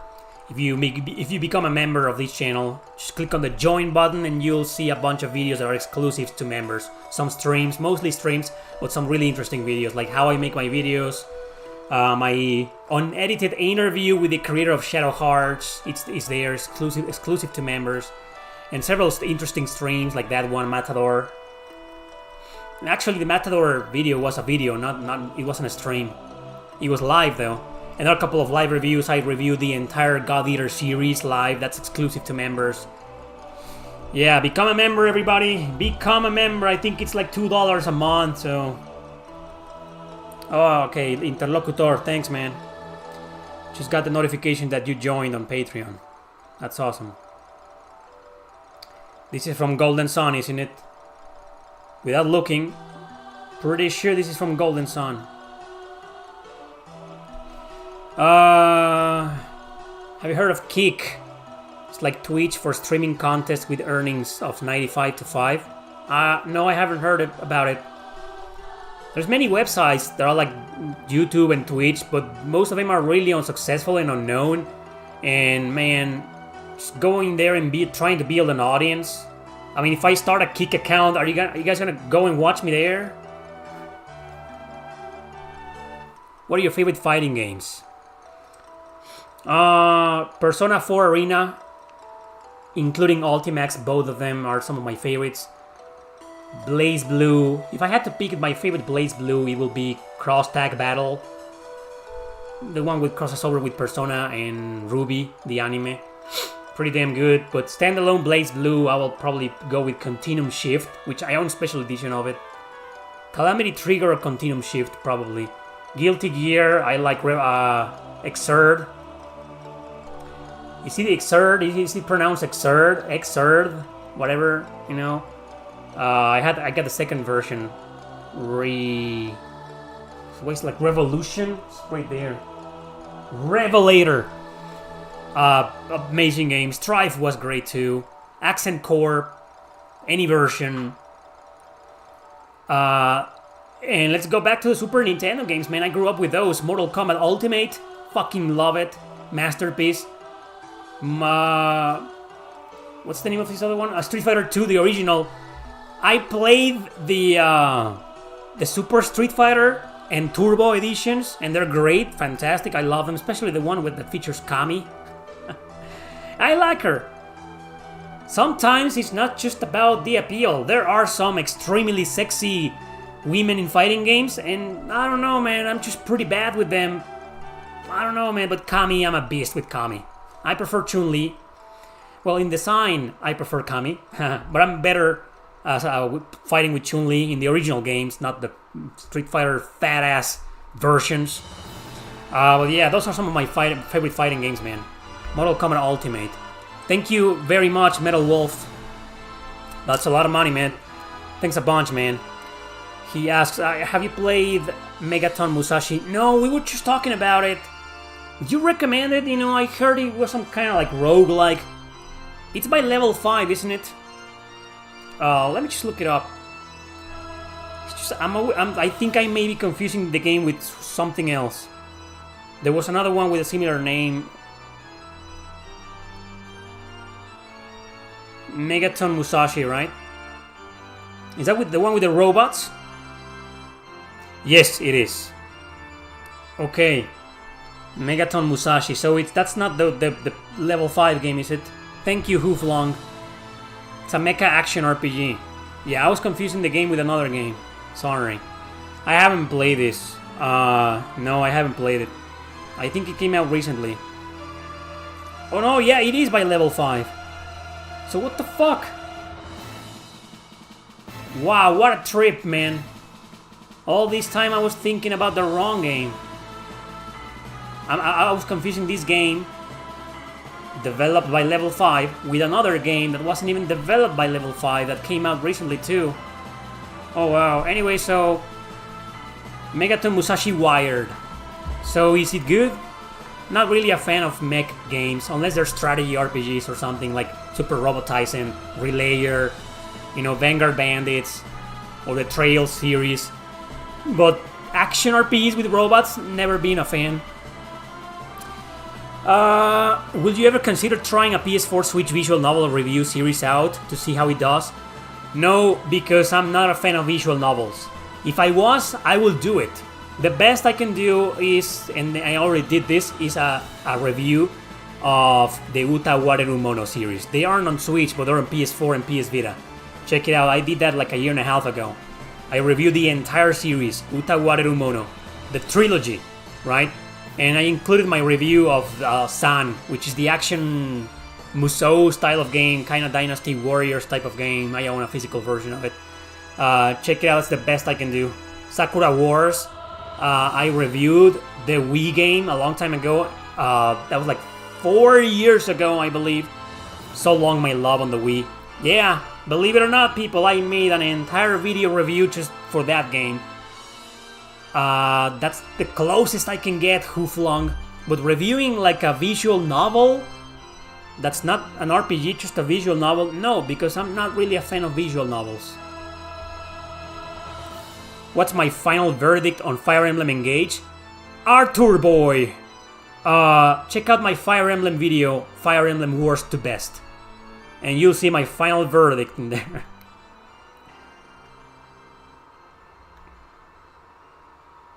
Megaton Musashi got like 0 marketing. Who published it? Did Level 5 themselves publish it? Those guys are weird. Sometimes they're pretty good at advertising games, sometimes they're not. But I don't think it probably didn't get the best marketing because it's just not a game for everybody. Most people, like including me, we're not really into action RPGs based on mechs, like fighting in robots and shit, you know? Because they're usually kind of technical. Sure, some of them can be fast as fuck, but I don't know, there's something about fighting in mechs that I'd rather do it strategically or in turn-based systems than on action systems, but I don't know, maybe one of these days I'll play that game and become a fan. I don't know. It probably did get some marketing, but they were trying to market the game for the right audience, and the people who are into those games know of it, maybe. I know The House of Fata Morgana, the highest ranked visual novel of all time. I think it's the highest ranked in Metacritic even. Huh. Yeah, I'd love to play it one of these days. If I'm going to start getting into visual novels, that's gonna be the one. I played some visual novels before. I played one called Our World Is Ended, and I recommended that the game in a couple of videos on my second channel. So yeah, I played visual novels, but it's extremely rare me liking one. Do you like the Resident Evil games? Just the first ones. Like from 0 and before that. Never really liked Resident Evil 4. Changed the controls and the storytelling drastically. It went to a different direction from there. But 0 was awesome. Never finished it. Code Veronica was awesome. Never finished it. But the ones that I did finish are the first 3. 1, 2, and Nemesis. I finished those games like 2, 3, 4 times maybe when I was little. Not that little. Around 20 years ago. Have a lot of influence from those games too. I wrote a fan fiction. It's in Spanish. In case you want to read it, guys, it's in Spanish. It's free. It's in a blog. It's not on a PDF file. You need to go into the blog and read it there. It's a fan fiction based on the first 3 Resident Evil games that I did 20 years ago or so. Probably less, 17 years ago maybe. It's free. It's called... I gave it a weird name. Like Raccoon's Lament. Something like that, because Raccoon City, right? Raccoon's Lament, something like that. It's there. Hopefully you can find it. It's a forgotten fan fiction written by yours truly. Completely free. There was an anime of Megaton Musashi with 26 episodes. It's what I was reading on my phone, yeah. Like it's part of a franchise by Level 5. Yeah, haven't seen it though. Armored Core. Not a fan. I played one on the PS2. Not a fan of Armored Core. I'm not really a fan of From Software. I like Lost Kingdoms, Enchanted Arms, Forever Kingdom, and that's it. And none of those games are like a masterpiece. No, not really a fan of From Software. World End Syndrome. That's another visual novel, right? I know that one. I know Summoner. I didn't like it. I played Summoner 2, I believe, on the GameCube, and it wasn't great. It was kinda bad. Maybe it was the version. Maybe I should have played it on the PlayStation 2. But I played the GameCube version of Summoner 2, and no, man. And I played it because, I mean, the girl looked sexy, right? But no, it's a bit of a bad game, man. But I never played the first one on PS2 or PC or whatever. Never. But I know the games. Resident Evil 2 is the perfect survival horror game to you? It probably is. I like Nemesis a little bit more. But yeah, could be. Silent Hill, the first one, man. Man. Haunting Ground. Oh man, some of my favorites. Is Rogue Galaxy good? Yeah, it is. It's very hard. But there are a lot of tips online on how to overcome its difficulty, because it's a brutally hard game. But if you follow some tips online, you'll be fine. It's a really good game. You ever tried to develop a game? A couple of times, and I failed miserably. What do you think of 505 games? Fuck those guys. They ruined... Those are the guys who butchered the Eiyuden Chronicle translation, man. Fuck those guys. Thoughts on Eternal Poison on the PS2? Eternal Poison on the PS2? What the hell is that, man? I don't play poisonous games. I've never heard of it. Eternal Poison? Never heard of it.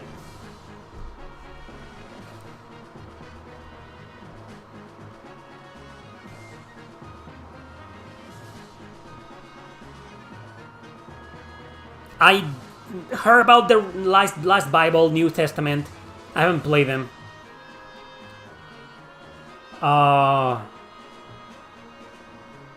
Aren't those like dungeon crawlers in first person? Like if they are, I'm probably not gonna play them. Not really a fan. Circus Electric. What did you find? You mean how I found it, or what do I think of it? That's a Darkest Dungeon inspired game. You don't go into dungeons, you're more like just go into battles. And you got the circus characters. It's a pretty interesting game. There's a review I made on it on my second channel. Type the name Circus Electric, Erick Landon on YouTube, and I'm pretty sure it'll pop up. You'll see it there. I did a review of it. Because I got a review code by the company who published the game. It's good, but I never finished it. It's honestly not my type of game. I like the design, the circus, the darkness, you know, it was fucked up and I like that, you know, but Darkest Dungeon type of games, not for me. Did you play Kudelka? Yes, I did.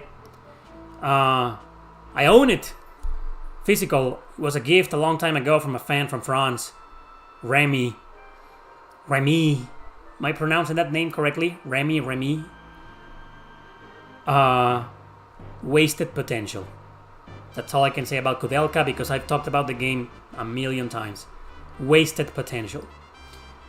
What's your favorite weapon for main characters that isn't a sword? Probably a bow. Yeah, I love archers.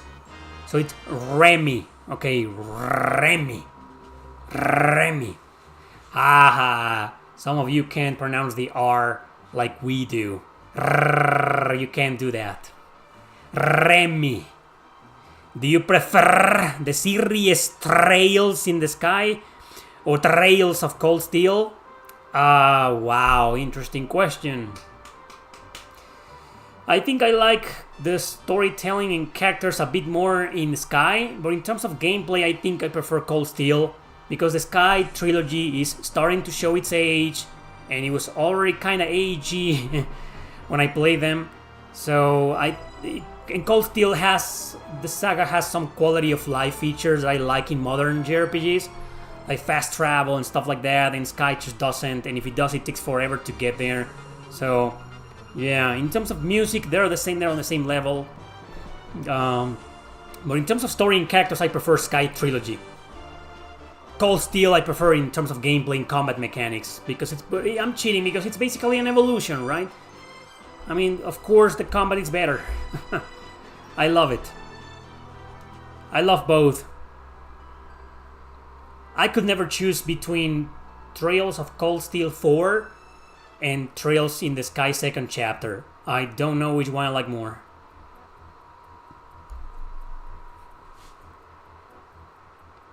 Already talked about Kudelka. Would you ever make a cartoon or an animated series based on your books? Yeah, sure, I would love to do that. What the hell is going on?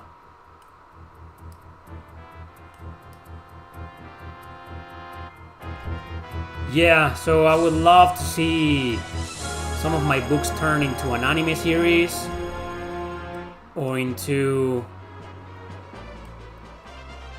an RPG or maybe not a movie. Well, depends on the book. Maybe the Reaper's Thorn could be adapted into a movie, but it will have to be an independent movie. Because fuck Hollywood.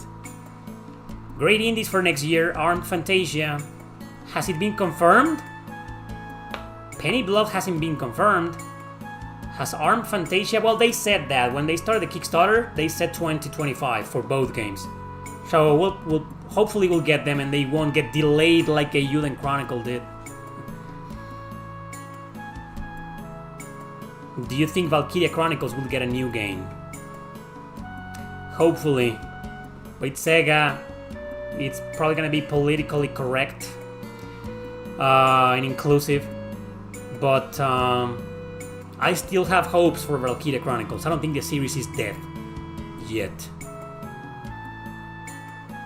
Hardest dungeon you ever encountered? The final dungeon in Apocalypse. SMT4 Apocalypse. Fuck that dungeon, man. Tales of Berseria.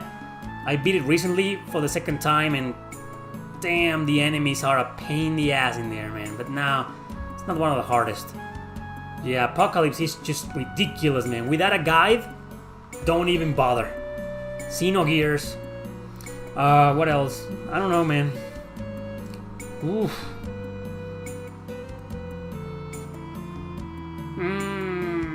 this fucking game, man. I didn't beat it. I never finished Dark Cloud, but the dungeons are ridiculous in Dark Cloud, the first one. Have you ever played Skyrim with mods? I'm not even a fan of the game, so no. Would you prefer a sequel to Chrono Cross or a sequel to The Legend of Dragoon? Chrono Cross. Talked about that in the previous stream. I have a clip coming up in a few days.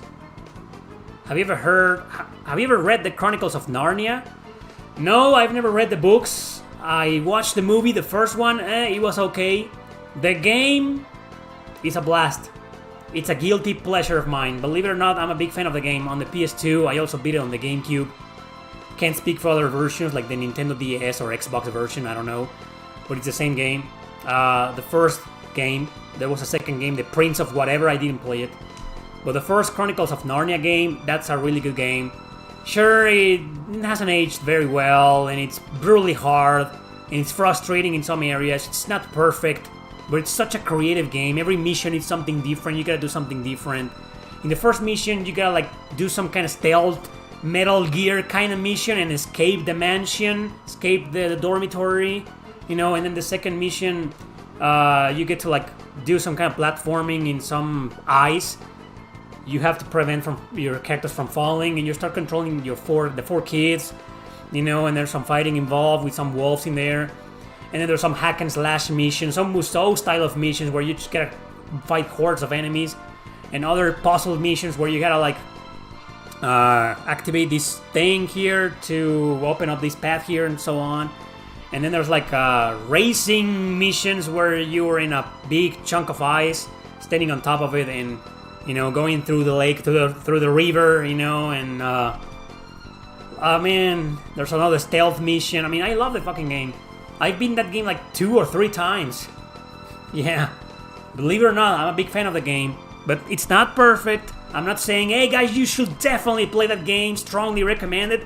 No, it has its problems, and it's a very frustrating video game, but I fucking love it. I love the creativity behind it. It's a great game, I love it. That's all I'm gonna say.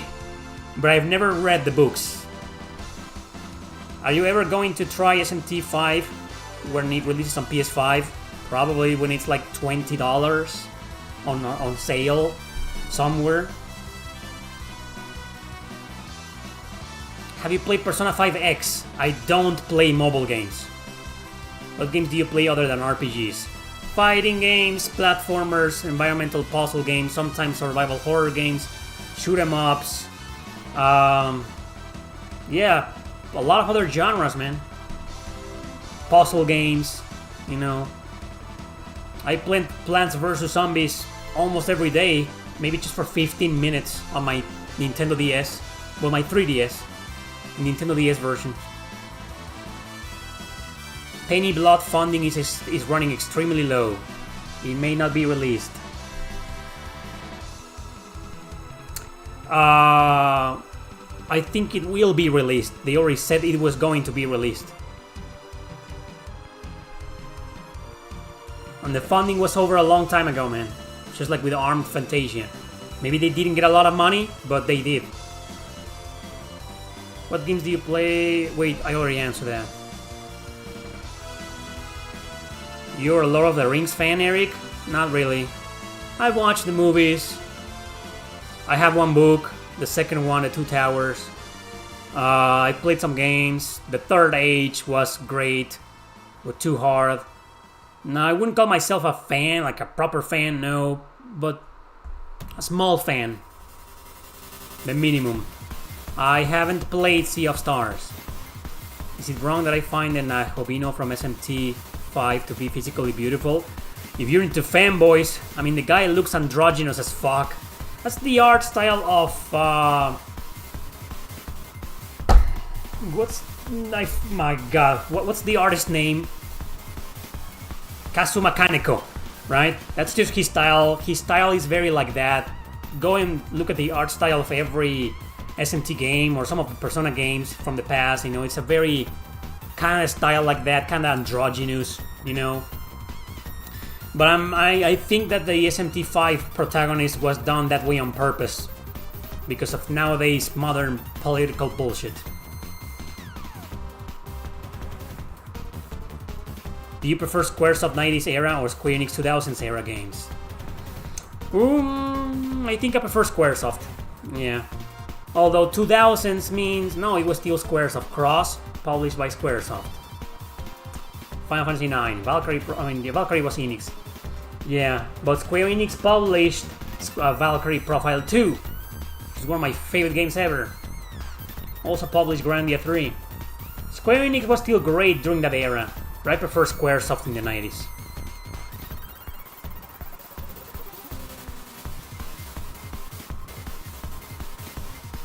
Penny Blood Hellhound has been released? I don't think so. I kept playing Cards RPG last night and this morning, and it's just too brutal. I think I'm gonna have to beat the game on easy. I changed to easy. Unfortunately, it's another game where normal is too hard, easy is too easy. So it's out of balance. But I'm not really into roguelike games, man. I'm not really into roguelike games, so I'm not beating this game on normal. I'm not even gonna try. Not my type of game, to be honest. So I'm gonna play it on easy. I love the grid-based strategy combat. My only concern is that one character. You know, the fucking the mage character. I mean, you go to her profile and the game refuses to recognize the gender of this character.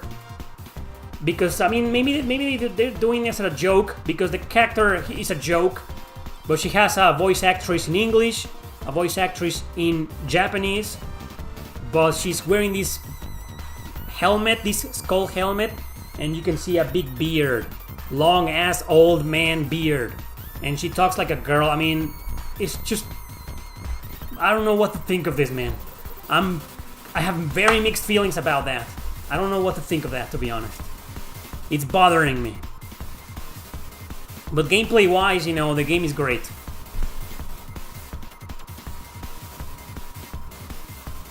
So what about that Penny Blood Hellbound game? Is it out?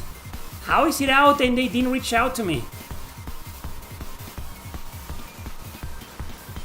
Do you think a new Sakura Wars will bring back the strategy RPG battle system or continue action like the PS4 games? Sakura Wars, the last game were released 5 years ago, was supposed to be a reboot of the series, so I don't think they're gonna bring the series. I think the series is dead, man. Action or not, I think the series is dead. Probably. And it's sad, because I don't think Sakura Wars sold that much. And Sega's fucking weird. Sometimes they think they are the kings of the world, and any of their games should sell like millions of copies, and sometimes they don't give a shit. Sega is still the same nonsensical, contradictory company it was 20, 30 years ago. I think Sakura Wars is dead, unfortunately.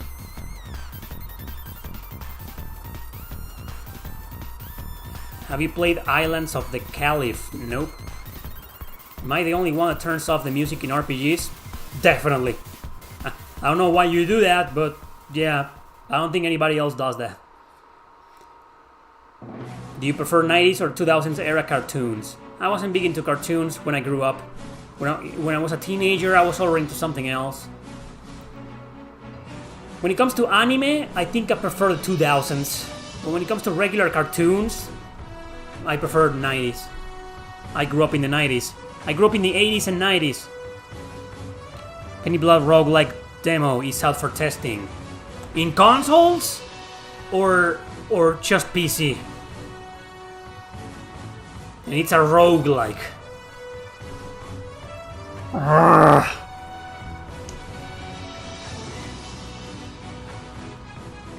So, can I download it on my PS5 and stream it tomorrow? I think it definitely will be released. Penny Blood. Don't worry. It will get released. Just PC. Okay. And it's brutal. Of course it's brutal. Wouldn't be a roguelike if it wasn't. Yeah. So, sorry, Matsusu Machida. Machida-san.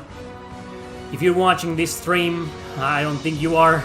But sorry, I'm not gonna play your game unless you release it on PlayStation 5. Or Switch, at least.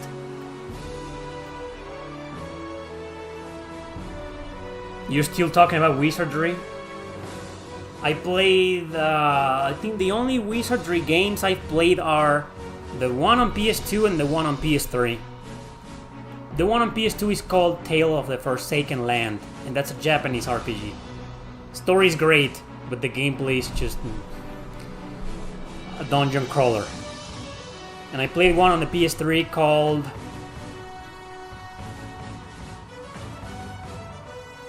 Tale? No.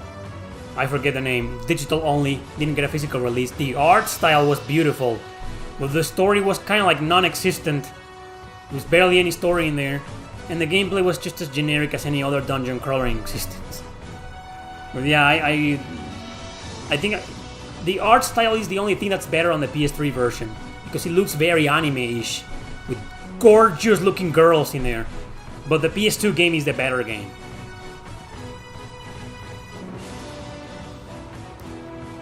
Did you buy or get code for Cards RPG? I got a review code by Acquire, the company.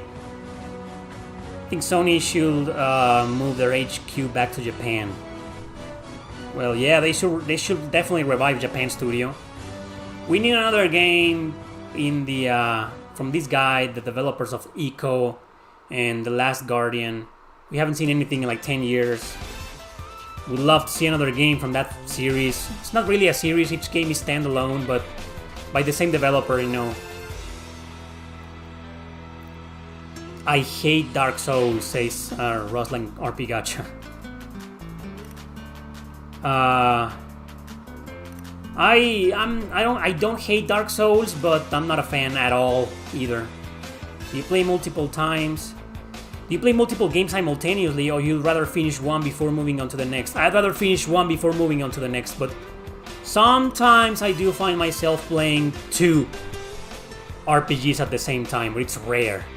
I usually stick to one until I finish it, or until I decide I don't like it, or until I rage quit on it. Do you think SMT5 Vengeance will be able to reach 1 million copies? Probably. Well, maybe not. But it's gonna be a multi-platform release, probably. It's basically the definitive version of it to play, but it's gonna be political, so I don't give a shit about it. Which games do I start first? The Bale Cross games or the Cold Steel games?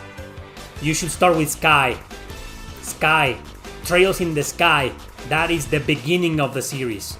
Don't start with Crossbell or Cold Steel. Don't start with those. Start with Sky. Trails in the Sky.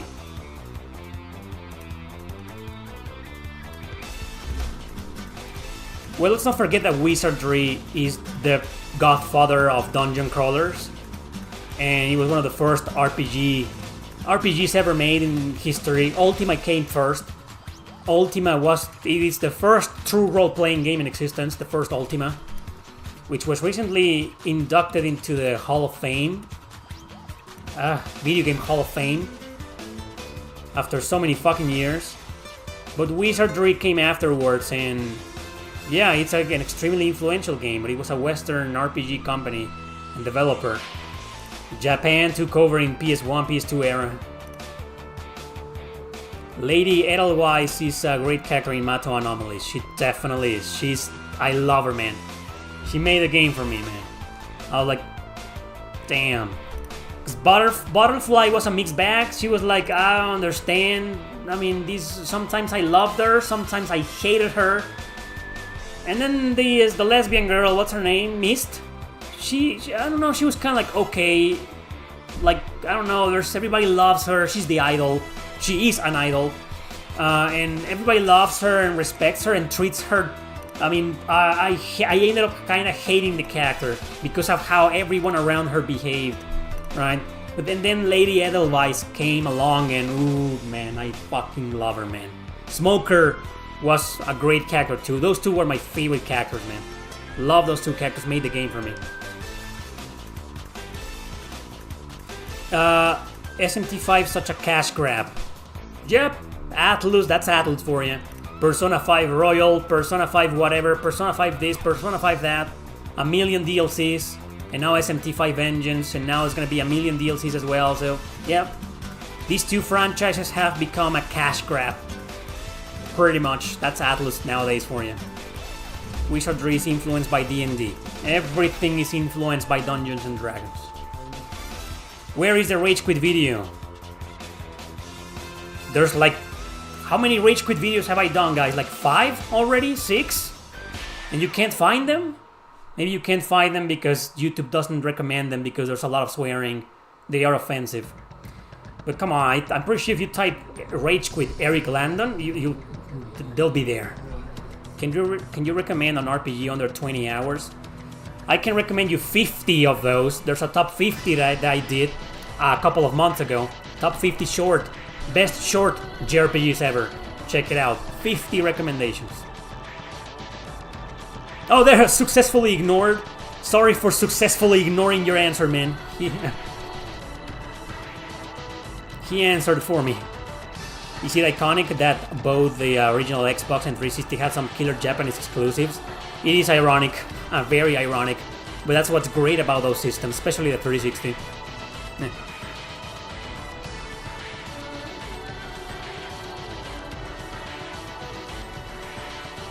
Why are you Disney fan 1, man? Disney when it was cool. When it wasn't Disney Plus. Having played modern games, do you find it off-putting playing old gen games? No. Well, more or less, sometimes I'm too lazy to go back, like, oh my god, I can't... To revisit some of the classics.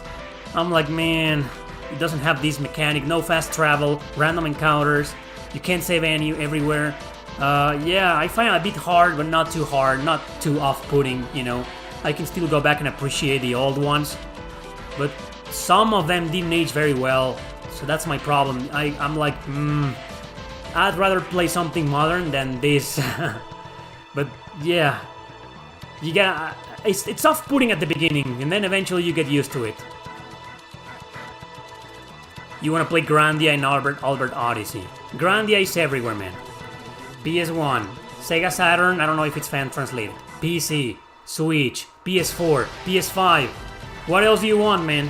What's stopping you from playing Grandia? Albert Odyssey, that's an exclusive on the Sega Saturn, I feel you there. But what's stopping you from playing Grandia? What were your favorite Disney movies from the 90s? I don't want to talk about Disney, I fucking hate Disney, man. Thinking about the company ruins my good memories from the 90s. Like Robin Hood, Fantasia, my favorite Disney movies, man. Fuck Disney, man. Why do you hate all things idol related? Oh, it's a long story, man. Let's just say that it's part of the pop music and a pop culture that's become so annoying nowadays and so forceful and so fake. It just reminds me of pop music, man. I hate pop music in general. Mainstream pop music. I've always hated that since I was little. I think it's because of that. And what I hate the most about it is because it's just overly praised. It wasn't like this in the 90s. But nowadays, since the PS3 era and onwards, like there's gotta be at least one idol character, or at least one idol type of character, one character that behaves like that, and it's just...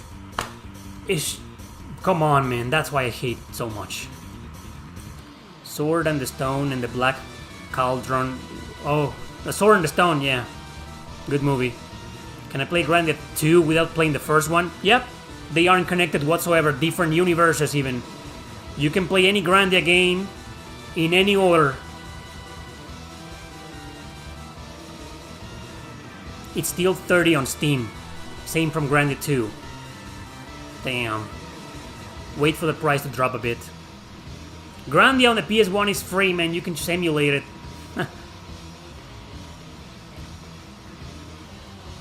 Have you heard about a spiritual successor of Breath of Fire called Tears of Magic? Yeah, there was a Kickstarter a couple of years ago. They reached out to me, but it wasn't successful. But even so, they kept working on the game despite the Kickstarter not being successful, and they're still working on it as far as I'm concerned. So that's all I know. And they almost got the composer of of Breath of Fire 3 and 4 to work on the game, to make the music.